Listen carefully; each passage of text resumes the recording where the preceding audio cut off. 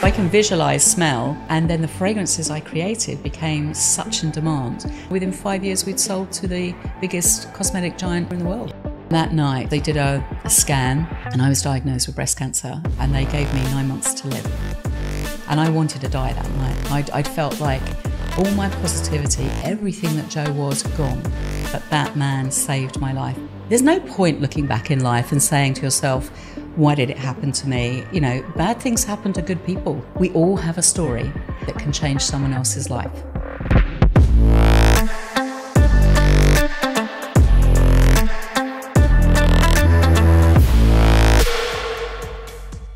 Jo Malone has been described as an English scent maverick and the woman responsible for creating some of the world's most loved fragrances. Jo gained global cult status with the launch of her eponymous brand, Jo Malone London. And in 1999, Jo sold the business to Estée Lauder Companies and remained the creative director until she left in 2006. Now, Jo's passion for fragrance never subsided, and in 2011, she was ready to once again take the world by storm with her new brand, Jo Loves, an innovative scent, bath, body and candle collection, all inspired by the memories and moments in life that she loves. And behind these global brands, well, Jo's life started in humble beginnings. Growing up in a council estate in the southeast of England, and from a young age, Jo discovered a special gift that she had that contributed to her success and her career. Now for this episode, I'm heading over to Jo's store in Belgravia, London, as Jo is going to take us into the world of scents, creativity and innovation. Well, Jo, welcome to the show. It's so good to have you. How are you today? I'm quite happy today because it's a launch day for me. So it's a busy old day, but it's blue skies in London and everybody's out having fun. So yeah, a tick for me. Amazing. Love it. Well, Jo, on the show, I always like to start things a little bit differently because I want to go back, actually way back to the start. How far back to the start? As far back as you can remember, because I want to know, okay. What's the earliest memory that you have in your life? I have dyslexia, so my memory is pretty good. So I can remember right back to the age of almost 3-4. Okay. I mean, I can't remember everything. Yeah. But I don't think I've shared this before, but my mum put me as a child model in the beginning. I mean, we didn't have a penny to rub together. And Heinz Baked Beans wanted the beans girl. And so I was taken off to a model agency called Bonnie Kids. Okay. And sat in front to eat a whole pile of beans. And I can't remember what I had to say. And I can remember sitting there and then everyone kept saying, oh, just go, or and I proceeded to throw up everywhere. And that was the end of my modelling career. I was taken home, so I can remember that. Yeah. I remember our animals. We had Labradors, and so I remember our dogs very well. We had rabbits because I had an eclectic childhood. My dad was a magician, so I was the magician's assistant. Love it. He was also a great artist, and I would go to the markets and sell his paintings. And of course, my mum was in the beauty industry, so I knew how to make face creams from the age of 5-6. Wow. So a little eclectic. Yeah. So that's as far as I can remember back. So, and do you actually like beans? I do now. I feel like I love baked beans now. Okay, good. But I think I was a really fussy eater as a child, and it was never going to work. But I can remember that vividly. Wow. And then obviously growing up, so you said I've read elsewhere, you were on market stalls at the age of 8, kind of learning how to sell. Yeah. And then I also know at the age of 13, I know things changed with your mum had a stroke and you were at home a lot more. Mm-hmm. But what was going on in kind of this teenage Jo's mind? What were you like? Do you know something? I think I miss my teenage years when I look back on it. And there's no point looking back in life and saying to yourself, why did it happen to me? You know, bad things happen to good people. And it's just how you get up out of that. I mean, you know that as well as I do. And I think I was about 11, 12. My mum had a terrible, terrible stroke. My sister was 5 years younger than me. My dad, as wonderful as he was, did not like domestic responsibility at all. So he disappeared for a bit. And I didn't go to school for probably 18 months. And every time the social services would come and knock on the door and say, well, where is Jo? I would say, oh, she's away. My father's coming home. I would be able to sort of slip through the cracks, and I did. But if I had gone back to school, my sister would have gone into care and my mum would have gone into care. I probably would have done too. And I felt that I was responsible enough and able to keep the family together. And I did for about 18 months. Got my sister back to school.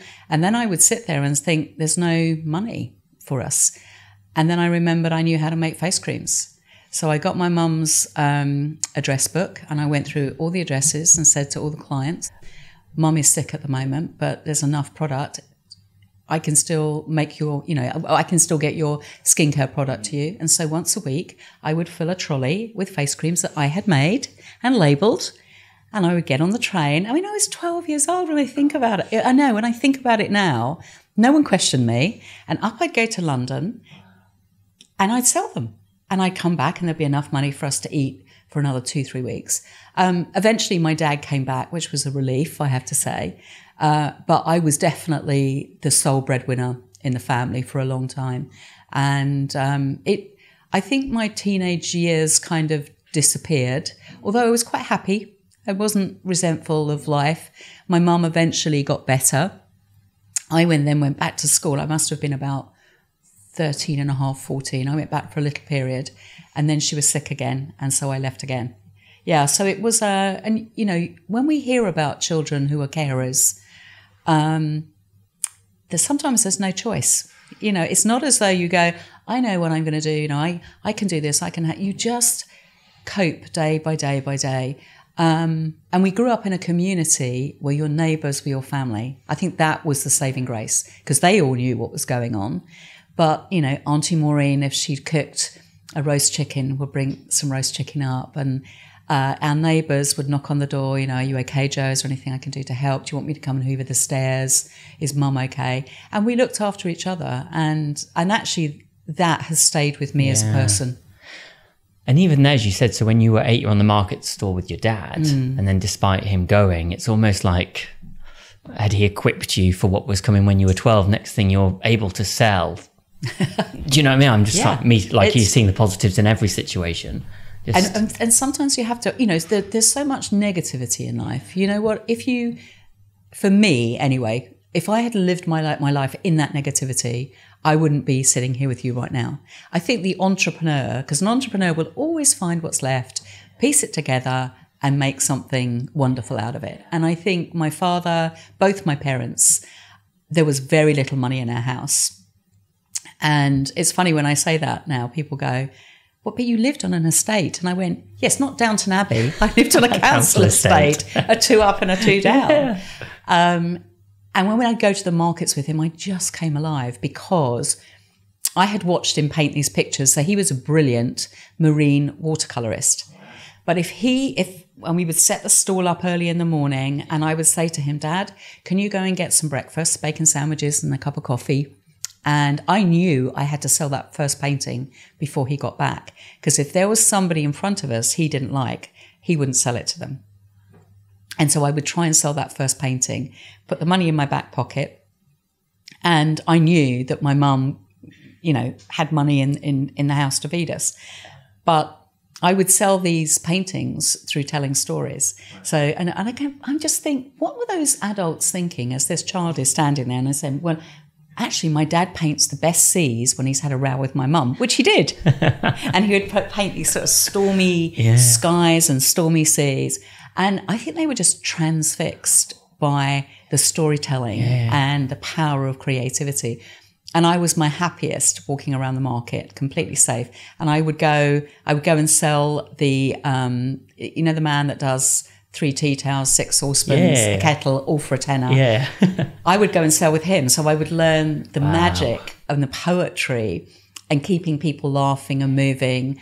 And I would always know the plant. I would always know the person that was the plant going, "Yep, I'll have 2. Of course they didn't want to. It was just to get the whole thing moving.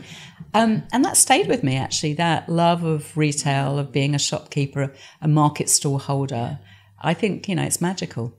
And as you say there, entrepreneurs, they'll make something of anything. And you're at a young age going around a market stall, seeing people sell their wares.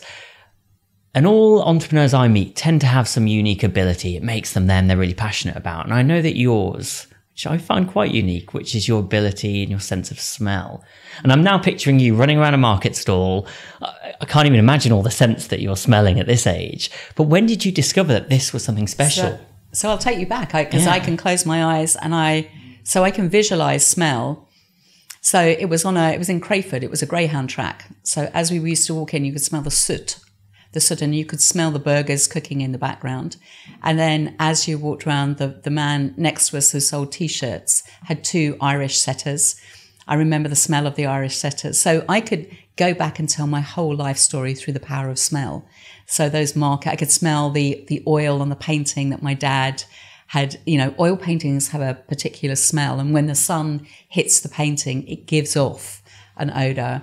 My dad would always be wearing Christian Dior Eau Sauvage, so that was on him. You could smell the kind of the workings of a market, the fresh vegetables. You could smell the strawberries and apples and things. So I can remember everything through the power of smell, but I thought everybody could smell like that. And as I got older, I realized I had something really incredible that not everybody had. But as a young age, I would say, "It's going to rain today, Mum." And she'd go, "How do you know?" And I said, "I can smell it. Can't you smell it?" And she'd say, "Smell what?" I can't, "What? Smell what?" Or, "The dog's sick. I know the dog is sick." And she'd say, "No, the dog's absolutely fine." I go, "No, there's a smell behind its ear."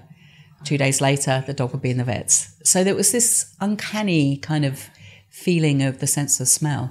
So powerful. And before seeing you, I was obviously doing my research and looking at the power of smell, and how, as you say, research was showing that the more we use our sense of smell, the more you can train it to pick up more smells. Yeah. Yet we just don't seem to do it. But then this sense of smell, it's one thing, you discovered it, you knew about it, but when did you realize, one, not everybody uses it like me, and two, I'm going to obviously come to 1990 in a moment, that I'm going to act upon this ability, because many people might know it and do nothing about it. So I learned to trust my sense of smell as though it was my best friend, and I still do. So I knew I was really struggling at school, and I was dyslexic. But of course, at that point, nobody knew really very much about dyslexia. So I was told I was lazy and stupid at school, and I knew I was neither one of those, and probably smarter than the teacher at some point. But I kept being told this, and I kept thinking, what life takes away with one hand. Even at that young age, I knew it would give me back in another way. And I wouldn't be able to read a formulation as clearly as I should when, making face creams. But I could lift the lid off a bottle and smell and go, that's Bulgarian rose oil, that's French lavender oil, that lavender is from Norfolk, the camphor oil has just gone slightly off, the beeswax. I knew everything by the power of smell. And when I would put a face cream together, I would have a big enamel bucket and I'd heat all the oils. I used to wear marigold rubber gloves to try and keep everything hygienic and clean, and a mask. Gosh, when I think about it now, trading standards would have had an absolute field day, wouldn't they? And I'd make the face cream and I would smell and go, okay, the almond oil is too hot. I got to let that go. I could tell everything by the power of smell. And as I would pour the cleansing creams, it was a lemon cleansing cream, into the little white pots, let them settle, and I would smell them and know exactly the right moment to put them into the fridge. Wow. Because if I put them in too early, they would separate and it would skin. And it was just, I started to trust my sense of smell more and more and more and more. And then I started to be able to take fragrant notes and play with them as well, in the same way that my dad played with paint and colour. Nice. Big influence. And so, as you say, you noted the ability, two, you started to act upon it, and then, of course, launching your first brand. But what was the inspiration behind that? Just wanting to succeed and survive. I think a lot of entrepreneurs start their first businesses, and sometimes their second and third, for survival. It's I knew I couldn't do a 9 to 5 job because I didn't have a CV. I had no when I say no qualifications, I have nothing, not a GCSE, CSE, nothing.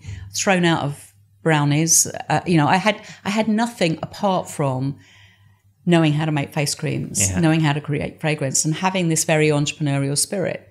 So I think I didn't plan it necessarily. I started off in skincare and I ran a clinic, and then that became such a hot ticket and then the fragrances I created became such in demand that when we opened our first shop, within 5 years we had sold it, which is phenomenal when I think. And, you know, Gary and I married. So Gary's my husband, still my beloved husband and my best friend.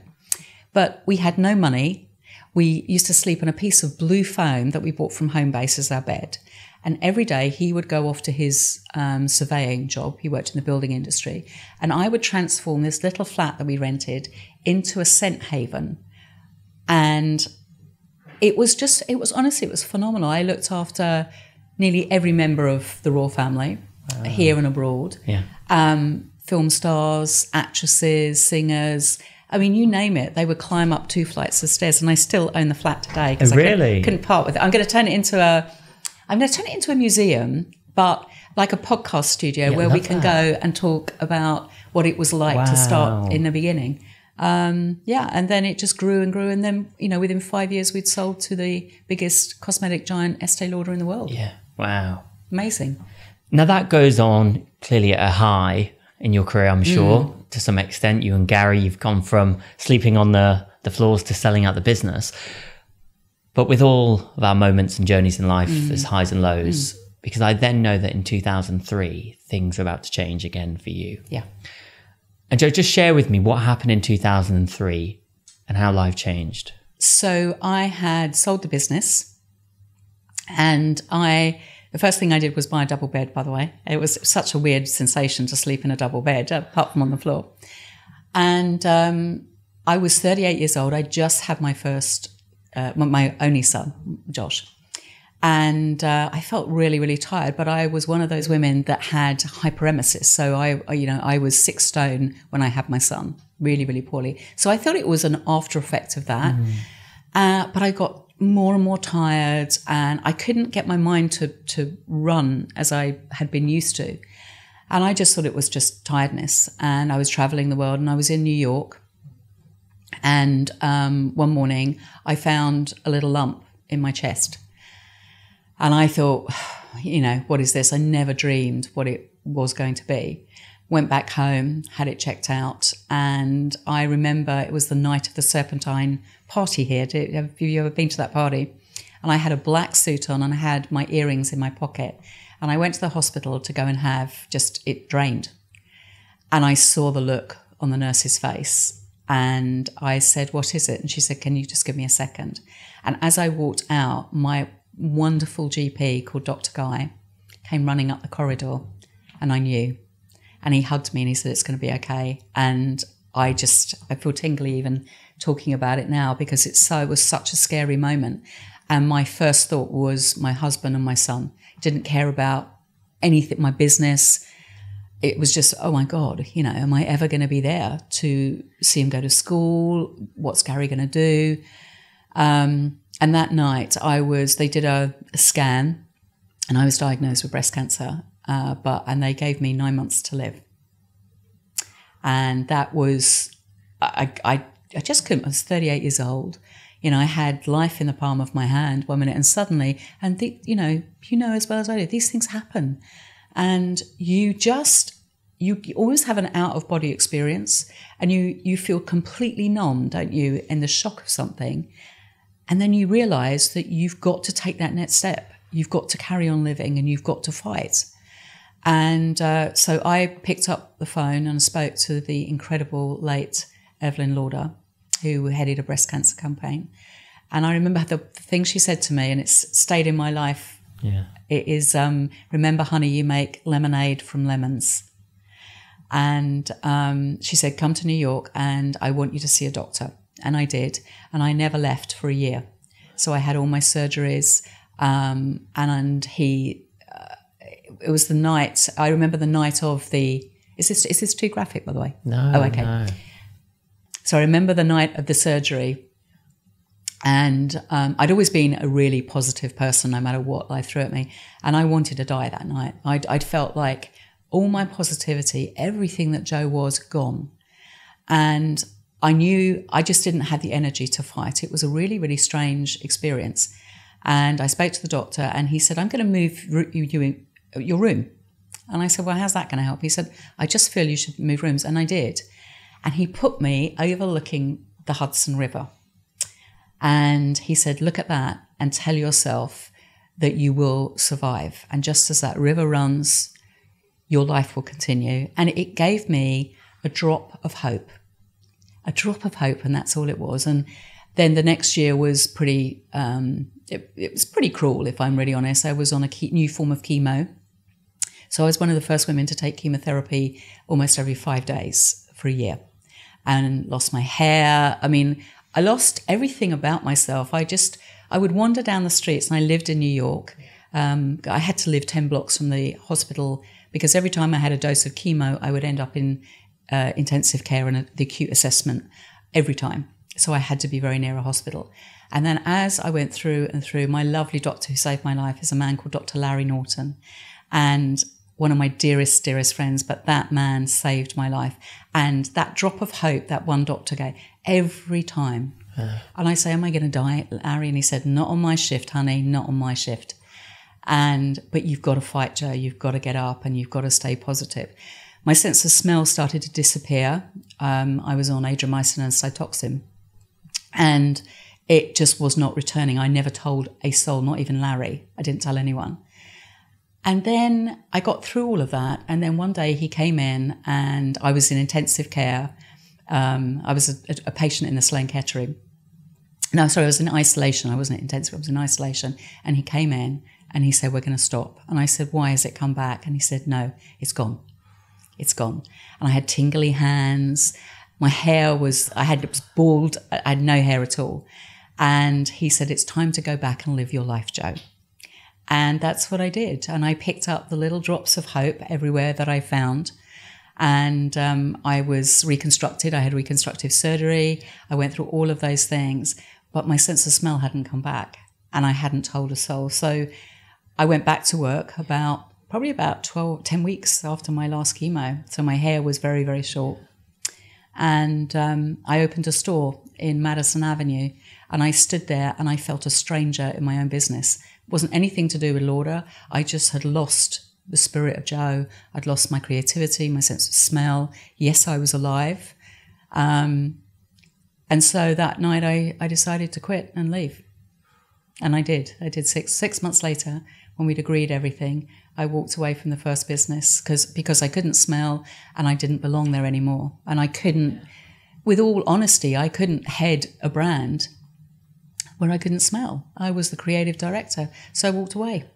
And at this point, you mentioned that you didn't tell anybody about that. Eventually you did, and who did you tell and why? I told Gary, which was a slight shock to him. Well, the thing is, I didn't tell Gary until my smell came back, and it was almost, I wasn't ashamed I had cancer. I was ashamed I'd lost my sense of smell. I was ashamed because my sense of smell had been my best friend, and it had been a means of me pulling us as a family out of where I'd grown up and given me choice. And by that point, I was a wealthy lady. I didn't have to worry about money, but I've never been in love with money. I love what money can do for us and other people, but I'm not in love with it. And what was I going to do? Live on a beach, retire at the age of 39, 40 years old. My son, I wanted to be there as his mum. But that day I walked out of Sloane Street and I closed the door. And I knew I'd made the biggest mistake of my life, leaving a brand and I kept thinking, I was struggling mentally. And I don't live too far from that first shop in Sloane Street. And I walked home and I sobbed and sobbed. But I'd had to sign an agreement that gave me 5 years, where I couldn't enter the industry again. And oh my goodness, they were the most cruel. And I felt like I'd punished myself. But 2 weeks after leaving, I get up one morning. Gary, have you opened the fridge door? And we were on the 3rd floor up, and I could smell everything as though it had come back overnight, everything. And that's when I told him, and he said, yeah. And I went, I have to tell you something now. I haven't been able to smell for 8 months. Wow. 9 months. And my smell has come back, and I've left the brand I love. And it was really hard 5 years. And I had to really rediscover Jo again. And I noticed that my smell was really different. There was something very animal-like. Okay. I could smell everything. And it was just a very bizarre, but a very comforting. But I couldn't do anything with that sense of smell. I could smell when someone was nervous. I could smell wet paints. I remember smelling one day, we were sitting in the drawing room and I said, I can smell wet walls. And he said, what are you talking about? And I said, I could smell, I was wet paints, wet walls, wet wood. 3 weeks later, we're sitting watching a movie and there was a torrent of water that came through there. Wow. I mean, there were all kinds of stories like that I could retell, which has nothing to do with a bottle or fragrance. Yeah. But it was this powerful emotion. And I started to see colour and smell fragrance. That had not happened to me in the earlier part of my life. Wow. So you could look at a colour. And yeah. And would that be, if you saw purple, what would come to mind? Was it lavender and then you'd evoke an emotion? Not necessarily. I could smell... it might be. I mean, I'm doing it now. I can. It might have been a sort of like a wet moss with a fig. Okay. It could have been. It wasn't the color connecting to a flower. It's just like my dress is. I smell like a very deep charcoal sandalwood. Okay. And for some strange reason, a little. It's a spice that you get in the Middle East, which is they make tea from. Wow. You can't smell it. Right, can you do this on me then? Right, so what are you getting from the colours? It's sometimes very natural. So hold on, I have to... I can smell a eucalyptus and a grapefruit, and I can smell a cobalt patchouli, so the note that's in that. And for some reason, I'm smelling a suede caramel amber. Ooh. Sounds very sophisticated. I like that. But that's how I create fragrance. Wow. I mean, taking the visual I'm seeing now, but I could never do that in the beginning. And so cancer, as painful as that was, actually recreated myself into something completely different, that I would never be doing these things. And I'm now so brave. I mean, I'm a real warrior with fragrance now. I mean, it's amazing. And I think from every dark time in our lives comes so much rich learning and obviously makes us who we are. And on this terms of, speaking about, your sense of smell coming back and moving forward, you then, of course, launched Jo Loves. And looking forward with positivity. Tell me a bit more about Jo Loves. So I just missed fragrance. I missed it, and I missed creating it, I missed selling it. And I love being a retailer and a shopkeeper. I just love it. And I remember sitting one evening, Josh was 7. Yeah. And we were sitting at the table eating a spaghetti. And I said to Gary, the 5 years is up. I need to try to see if I can do it again. Because I knew I was too old, I felt, to try something different. I think I was wrong there, but at the time I felt that. And I was too young to sit and regret. And I had to try. So we sat there and I said, but I have no idea what we can call ourselves. Because I am Jo Malone, but Lauder owned Jo Malone. I can't be Jo Malone, but the world thinks I'm Jo Malone. And now I know I'm Jo Malone, but I'm Jo Malone in another life. And it was like, what on earth are we going to do? And this little voice goes, I know what you should call yourself, Mum. Call yourself Jo Loves, because you're in love with fragrance and fragrance loves you. Oh. And it was so simple. He does ask for a royalty, by the way. I'm sure he does. Good lad.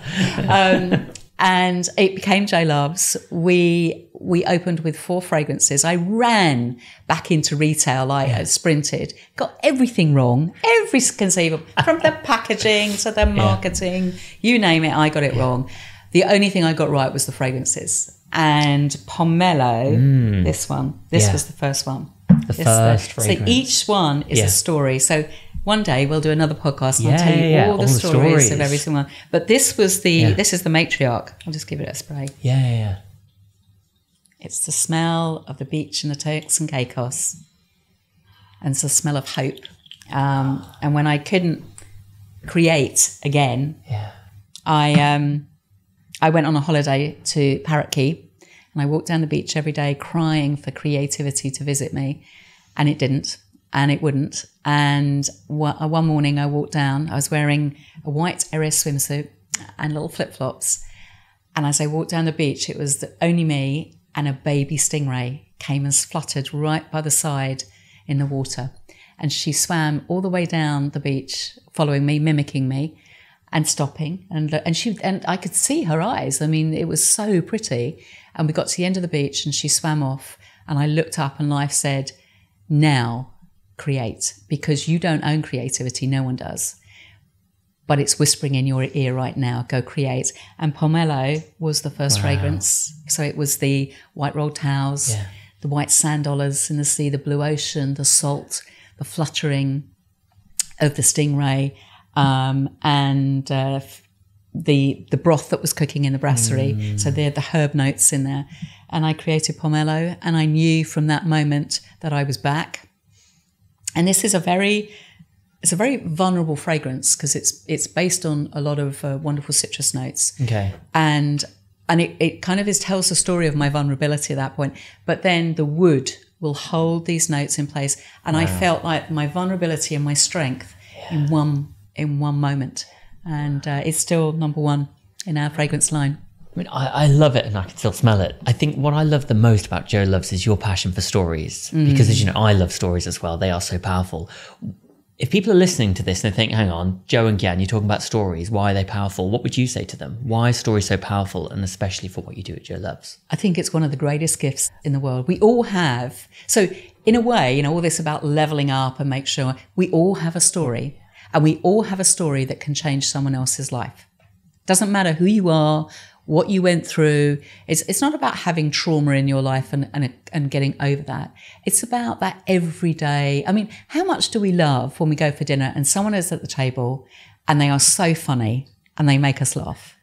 Stories can make us laugh. They can make us cry. They can inspire.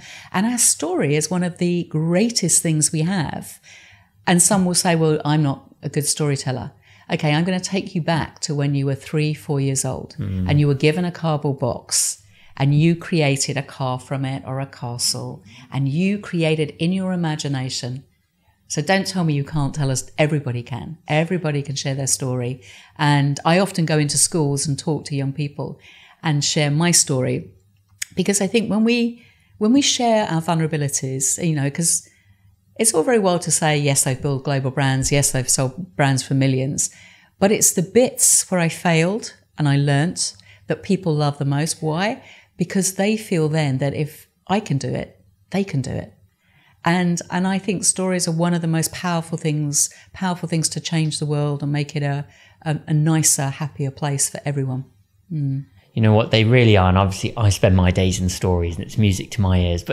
And the point is, even when you share, so my dad's favourite fragrance was Eau Sauvage by Christian Dior. And the point there is a little story that you share can build a different connection. And stories are so powerful. They really, really are. But Jo, I mean, love Jo Loves, love stories. When we look forward, what's on the horizon for Jo Loves in the next 10 years? What can we expect? So I think during COVID, as we all, I was, my husband has lung disease. So we were behind closed doors for 2.5 years almost.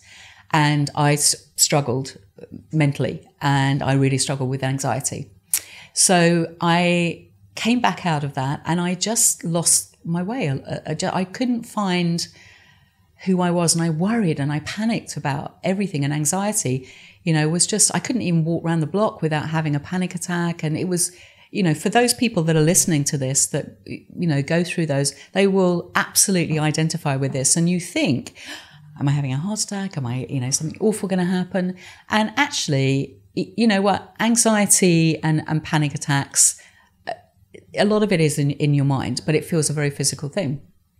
So I stopped really creating. I was still continuing with Jo Loves, but I panicked. Anyway, I went away, and I knew I had to do something to change. I always believe that no matter what is going on in life, you either have to stick it out, you can either leave, or you have to change your mindset of how you see something. And I had to change my mindset because I wasn't going to leave, and I wasn't just going to sit up and shut up and put up.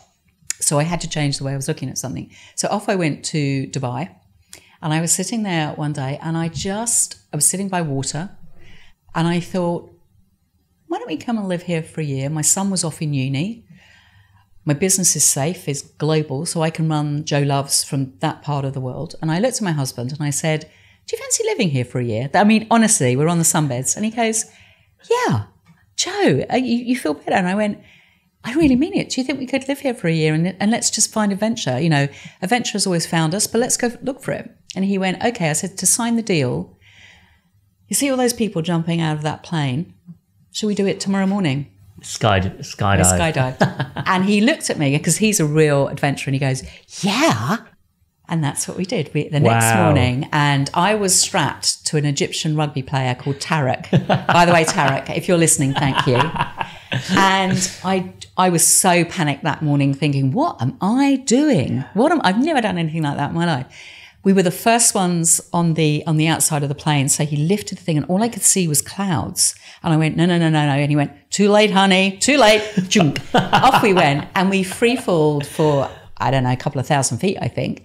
And then he pulled the parachute. And I swear to this day, my anxiety has not come back. I left it in the plane. I must have faced something.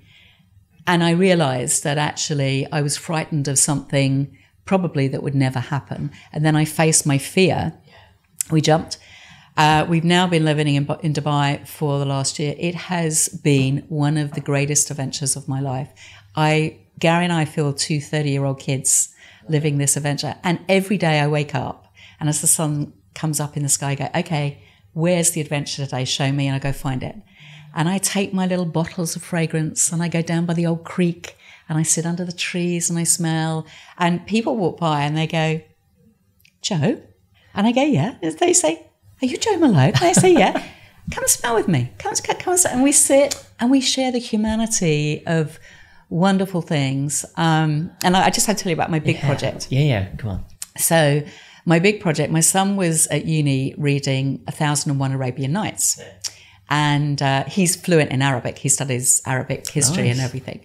So he said, Mum, this woman really reminds me of you. I said, darling, who's that? And he said, Queen Sherazade. And I said, really? And he went, she is one storyteller. And I had tears in my eyes. My son was so kind of respectful. And I walked away and I thought, that is too precious for it just to be a moment in time.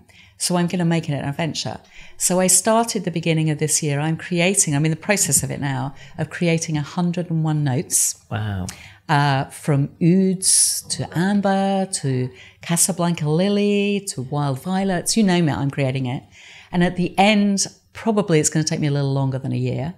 You will be able to give me a story in your life in one sentence that brought you happiness, and I will recreate that. Let's try it now. Yeah. I will recreate it in under 4 notes for you. Wow. So you want a story? Yeah. Just tell me a story in just one sentence. Okay, won't go too deep because I can do it. Okay, a time when, I was living in the north of Germany. Didn't like it. Oh. So my dad flew me out, moved me down to Frankfurt for my new job. Okay. And what was your new job? It was at Deutsche Bank. Okay. And what colour were the first pair of shoes you wore as you walked in the office? In black. Black. Okay. Right. So I would do something that represented blue skies and new beginnings for you. Really beautiful, wonderful skies. So let's try this. This is always the best way of doing it. Yeah. I'm going to do a little bit of that, a little bit of that, a little bit of Jo Loves. Let's pick out the other one. So I'm going to take a little bit of Jo by Jo Loves. Okay. Citrus is always this is a really, really powerful citrus. And this is amber, lime and bergamot. Okay, I'm not going to spray it on you. I'm just going to spray it into the air and I'm going to mix the two. And you just step in to the fragrance. So amber, lime and bergamot, the stories of luxury, excellence, love it. New beginnings. And this is blue skies. Okay. So we'll just zigzag blue skies all the way through. A little bit of blue sky coming over you. And then, do you know I haven't got it because I'm working on a note that is at home. But trust me, it is a oud and orange. And it's a fragrance I did for after Ramadan for iftar. So every night I would give it as a gift just as the sun came down. And I would give this wonderful orange with oud and I would spray that because the newness, the freshness, the hope of something. It's amazing. So I will be able to tell you the stories in under 4 or 5 notes. So I'm going to go into the desert and do scent stories in the desert. It's amazing. And if people are watching this on Emirates as well, I hope they go and check this out even more because I love oud. There's something so relaxing and luxury about it. It's a great ingredient. But also, as I'm doing this, obviously, like even one conscious breath in and out is a bit of a meditation. It's so relaxing. It takes you. So it's my story that you've now made your story. Yeah.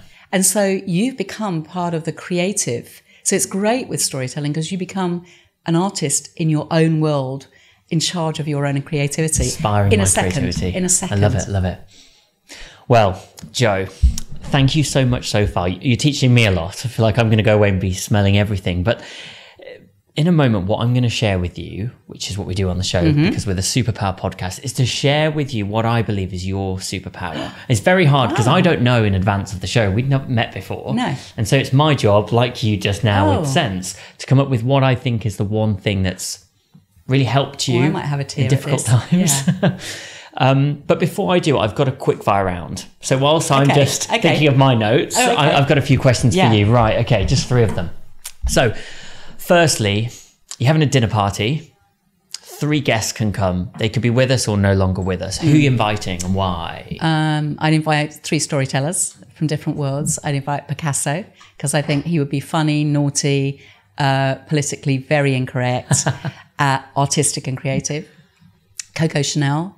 I would just love to hear her story and experience. She's one of my icons. And a woman called Diane Fossey, who worked with gorillas in Rwanda and worked in conservation, which is another one of my great loves, is conservation and animals. So they would be my 3. And it would be, I'd love it if Gary could join, but if not, I would run home and tell him all the stories. Love it. And Jo, next one, we've spoken a lot about scents and I love all of these, but what is your favourite scent? I know this sounds strange. It's often the one I'm working on because it's the one that absorbs my thoughts, my creativity. I think Jo by Jo Loves probably is the one that would be my desert island because I created that for me. And this is the red one. It's a mezze of grapefruits. I'm telling you the story of my life through grapefruits, the note of grapefruit. So there's lots of tiny little accords of grapefruit there.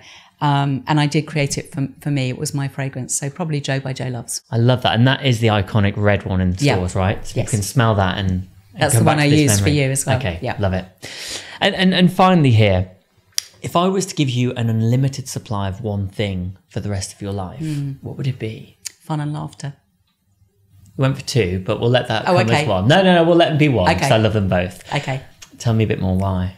Because I just love being surrounded by people who smile and people who are not I can't bear moaners, and I really can't.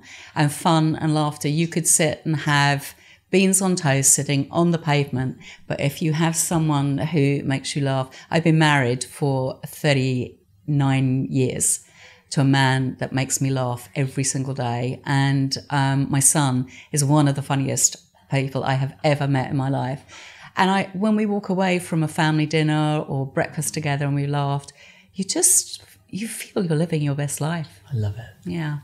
I love it. And you know, it reminds me, recently I sat down with a friend, he's the chief medical officer at IBM. He's telling me a little story about his mum. And he said that when he was little, his mum had, lines around her eyes. And his brother said, Mummy, you've got lots of lines. You're going to sort them out. She said, I've laughed hard in my life to deserve these lines. Yes. That's why they're there. So whenever you see them, you knew your mum's laughed well. Oh, how nice. And it's so powerful. And secondly, what I love to do, which is super random, especially when I'm in Dubai, when I go for a run, I just run and smile. People think I'm weird, but if somebody sees you and you're smiling, they smile. It's like, why would you not spread the... And sometimes you have to make yourself smile. Sometimes when you're feeling down, just make yourself smile and sit there for a bit. And then you suddenly find that actually it feels quite comfortable smiling. Yeah. No, love it. Well, I'm excited by this. Well, this is a word that I don't use this word often either, and I don't come across it enough in the world as much as I'd like to. But getting to know you, even going back to you at 8 years old, you're with your dad on the market stalls, you're thinking outside the box. And then I go back to you at 12, I think you said, getting on the train. And again, just constantly visualizing a world that's different to the one that you were in. And now I go to, even just now, you're picking up, stories of me and my dad and putting them together. Because I genuinely believe, and I hope you agree because this is tricky, a superpower that stands out for you, Jo, it's use your imagination as such a power that I just never see in the world today. That's really moved me, actually. Yeah, because I've been working on something today where imagination is my key word for today. Really? Yeah, just Alice down the rabbit hole sort of thing. Yeah, thank you very much. It's a powerful ingredient to life, your imagination. Wow. Thank you. No. Thank you. You inspired me so much, and I know those listening. And I think one thing, Jo, talking about this podcast, it's also for people to learn from you. And, if people are listening and they think, I'd love to be more imaginative, I just can't do it. How can I do it? What would you say to them? How could they be more creative, imaginative? So Dr. Joe is going to give you a little prescription now. In order to create, we can't just click our fingers and go, okay, I want to be creative. Don't work like that. I wish it did, but it didn't. So there are two things in life, and one is inspiration, and its best friend is innovation. So in order for you to be creative, you need to find inspiration first. They're twins, they hold hands. 21 days for 20 minutes a day. Listen to your Superpower podcast, read a book, find somebody or something that inspires you and just concentrate on that for 20 minutes. That 21 days will then start to find new neural pathways into your brain. It will start to activate, and you will start to feel creative and start to use your imagination in whatever field, whatever you're doing. It doesn't matter who you are, where you come from, how old you are, what your qualifications. 21 days, 20 minutes a day of inspiration, and you will start to think creatively. It's been proved. I love it. No, I love it. And more than anything, I really hope that everybody listening, and I'm going to do this more now, the store here is going to think I'm strange. Just go into your stores and even just take in the scent and see what comes to me. Do you know what? Come here anytime, or, we have them all over the world now. And one of your 21 days, go and say, tell me a story of one of the fragrances, and let that be one of your 20 minutes as a gift from me. Oh, I love it. And if people listening do that, I'd love them to write in and share what they got from that and which Jo Love store they were in as well. Now, Jo, thank you so much on that note. But I have a final question for you, because we started today with your earliest childhood memory back at the age of 3 with those baked beans. But what's your legacy? What do you want Jo Malone to be remembered for? I want... It's funny, I've been looking at this recently because we're going to form a foundation quite soon as well. And it goes back to imagination, inspiration. I want to be known for a woman that inspired the next generation, that handed the baton over to them. I have a passion for the next generation and wanting to see them change the world and for people to look at me and say, she was an ordinary girl, but had an extraordinary life. And I learned from it. And if she can do it, so can I. So that's really what I want my legacy to be. Well, thank you so much. It's incredibly powerful. It really is. And you've inspired me so much. And I don't just say that half-heartedly. You meet a lot of people. I will. I'll be in the store every day. They're like, who's that guy just smelling the fragrances? Come and sit on the beach with me and watch the sunrise and sunset. And just, sometimes you just have to verbalize your dreams, because no one can make your dreams happen but you. And your dreams are yours. They don't belong to anyone else. And you want to see something happen. You sometimes have to talk about it and start visualizing it in your head and then take steps, just like I did when I went to live in Dubai. Love it. Well, thank you so much for everything and being here today. Thanks.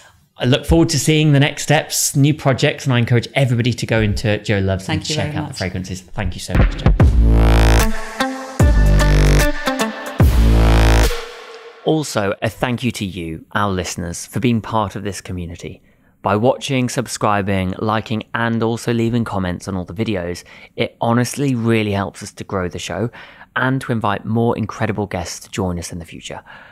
Now, our plans are super exciting, and with your support, we can make this even bigger.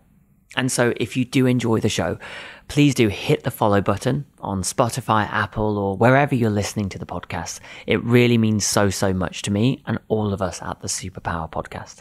And if you're watching us on board your in-flight entertainment, remember to follow us when you land, or maybe you've got Wi-Fi in the sky.